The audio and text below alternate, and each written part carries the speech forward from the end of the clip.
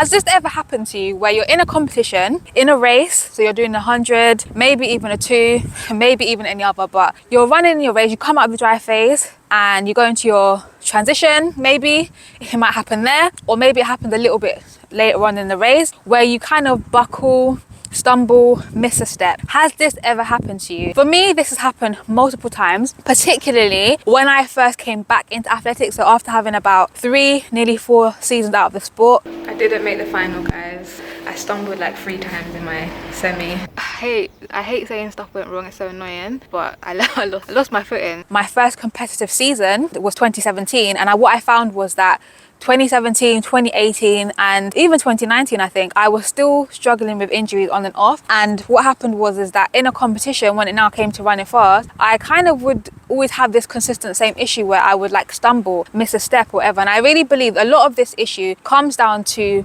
rhythm. Rhythm is something that I think a lot of people underestimate when it comes to sprinting, how important rhythm is. I think that quarter milers are very good at thinking about this, hurdlers are very good at thinking about rhythm, but I don't know if sprinters generally think about it as much, right? So of course, part of that issue just comes down to purely not running enough, not having had enough running in the legs to be able to be comfortable and maintain high speeds like that, you know, in a consistent rhythm. So rhythm is just as important in sprinting as everything else. Finding your rhythm, finding your flow is very important when it comes to sprinting, okay? What are some things that we can do to help to actually develop race rhythm, to develop rhythm in our stride? Some of the ways that you can practice rhythm, think about rhythm, does actually start from back when you're doing drills, right? So when you're doing drills, thinking about rhythm and everything you're doing, thinking about rhythm. So when you're drilling, making sure that you have a rhythm in everything you're doing, maintain that rhythm, and over longer distances than say the shorter of 10 or 20, but stretching it out a little bit, practicing that rhythm. If you're doing any stair work, practicing that rhythm. So I'm thinking earlier on in the, you know, winter training sort of thing, when you start to begin your runs, thinking about that rhythm just as much as you're thinking about, you know, maybe hitting a time in the session, but really focusing on rhythm to maintain strides. Just as hard as the left leg is hitting,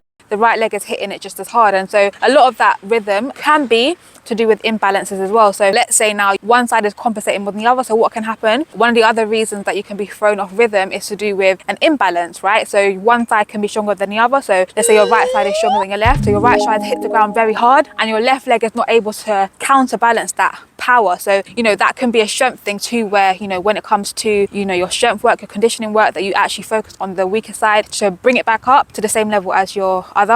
I did a lot of work, for example, I know when I first came back from my left leg was extremely weak, like the balance was completely terrible, and I had to do so much rehab to really get my left leg to the point now it's just unbelievable how the balance of strength is, because the difference was incredibly a lot, is to say that. So working on, you know, those imbalances, thinking about if it is little things that you may not think about normally, so like balance on one side, or working on the minor muscles that you might not necessarily work on as opposed to just the big muscle group, you know, doing those rehab exercises that you get given when you're injured but that a lot of people drop off from later on in their journey, continuing with them over a longer period of time. So why can you lose your rhythm? Why can you miss a step? A lot of it, like I said, can come down to just purely the fact that you haven't got enough running in your legs. So getting in more running, obviously that's going to depend on how healthy you are. So go through your process of rehab, go through your process of prehab, continue those things even when you are healthy, because that's the thing that's helped you to get healthy. Then continue it, maintain it. Then of course in training, thinking about your rhythm all the time. So from your drills, you know, hurdle drills are great for practicing rhythm as well, because they come in just as close together. And I think this is one of the reasons that hurdlers are very good at rhythm, because they